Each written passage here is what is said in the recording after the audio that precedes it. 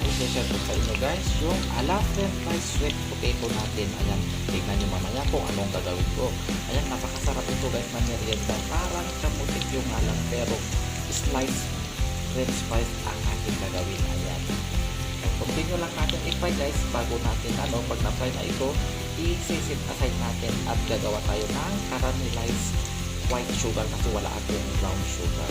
Ayan, ang ating sweet potato. Fry ko lang guys. So, since luto na yung kamote guys, i-set aside natin at gagawa tayo ng caramelized. Ayan.